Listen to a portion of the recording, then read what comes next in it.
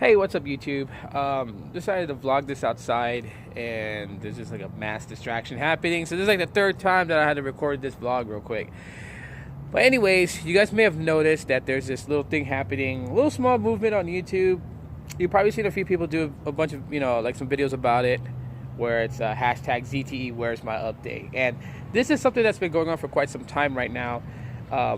Just people more in the sense of consumers getting frustrated with ZTE as far as software updates. Because ZTE in the US market is known to not have any software market updates, like software updates. I don't want to say software markets. I mean, if you take a look at, say, with the carrier that I use is Boost Mobile, with one of their devices known as the Boost Max, it went from Jelly Bean to Kit Kat, but it took a whole year after Kit Kat was out before they even considered updating it. Mind you, they had told people they were going to update it a year prior, and the update just never came, but it came a year later. That's frustrating. For someone like me who, loves technology, and I'm about software, 80% software, 20% hardware. Because you can have all the hardware you want, it's not going to amount to anything. Because where you really get the experience is through software, and through software alone is where you get the experience from. You're gonna have the most amazing piece of hardware all you want, but it's not gonna do you any good without any software to back it. I get tons of people that comment on YouTube asking my thoughts and opinions about the Warp 7. To be honest with everyone, I think the Warp 7 is a complete ripoff to the consumers out there. Being in the market for what it is, okay, it is no different than the ZTE Warp Elite, to be honest, and to be blunt. It is no different than the Warp Elite. A few minor adjustments, like a removable battery, which does absolutely nothing to device performance, okay? You can just remove the battery. You could buy an extra battery and put it in there if you want to keep it charged up. Sure, the battery specs is bumped up just a tad bit, but everything else is the same. Camera, internal storage, processor chip, everything's pretty much the same from the Warp 7 to the Warp Elite. The only difference is that the Warp 7 runs 6.0.1 Marshmallow and the Warp Elite runs 5.1.1 Lollipop. That is the big issue. Literally, you can actually take 6.0.1 Marshmallow on the Warp 7 and port it over to the Warp Elite. There should be no issues porting that software over to the Warp Elite to get it up to date. The simple fact that they pretty much run the nearly identical specs.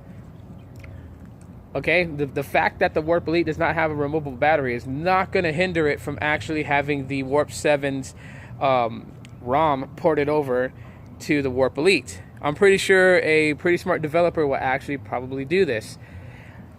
And this is why people end up rooting their phones and installing custom recoveries and doing all this stuff that carriers don't want done, is because companies like ZTE that lack the ability to update their hardware in the US market. Like ZTE is trying to break into the US market. And that's great, because there's a lot of people out there who just don't feel like ZTE is a trusted company to purchase any type of hardware from, and that's fine. But if you want to make an impression, if you want to show people that, you are about what you say, if you are trying to bring in, gorgeous looking hardware, because come on now, let's be real, the ZTE, what is that one? I can't remember its name. Oh, the ZTE Action 7 is a gorgeous piece of hardware. Looks great. Software-wise, people are having a great experience with it. People are loving it. Okay. How far will that device go in its lifespan here in the US market if you don't keep it updated? If you don't give system updates? And I'm not talking about Android security patches. Android security patches is great because it keeps the phone up to date as far as, keeping it secure from malicious stuff out there on the Webernet. But software update, like keeping it in the most current, if not at least the most up-to-date version that can be applied. Because right now we're on what? Android 7.0 Nougat, 7.1 developer previews going out to Nexus devices. But majority of devices being sold right now in the market, whether it's prepaid or postpaid, they run Marshmallow. They run 6.0.1 Marshmallow. And some of these devices that were released prior to it that could run Marshmallow are getting updates from their OEM.